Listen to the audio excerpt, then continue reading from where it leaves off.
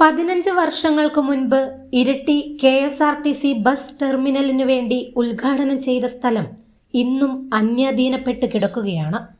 VS സർക്കാരിന്റെ കാലഘട്ടത്തിൽ KK Shailaja MLAയുടെ പരിശ്രമത്തിന്റെ ഫലമായി അന്നത്തെ ഗതാഗത മന്ത്രി ഉദ്ഘാടനം ചെയ്ത ഇരിട്ടി KSRTC സബ് ഡിപ്പോയാണ് ഇപ്പോഴും അനാഥമായി കിടക്കുന്നത്.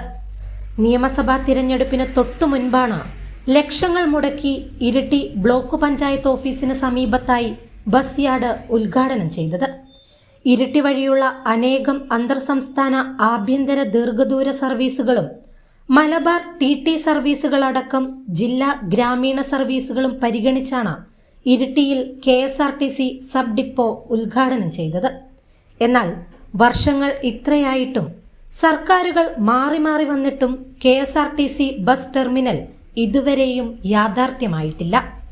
15 വർഷങ്ങൾക്ക് മുൻപ് ബസ് എൻട്രൻസിനും എക്സിറ്റിനുമായി കണ്ടെത്തിയ സ്ഥലത്ത് നിലവിൽ കെട്ടിടങ്ങൾ വന്നതിനാൽ ടെർമിനലിനായി കണ്ടെത്തിയ സ്ഥലത്തിന്റെ പുറകുവശത്തുകൂടിയുള്ള പോക്കറ്റ് റോഡിലൂടെയുള്ള ബസ് യാത്ര സാധ്യമാകുമോ എന്ന ആശങ്കയിലാണ് ഇവിടെയുള്ളവർ. Prime vision news, Iritty.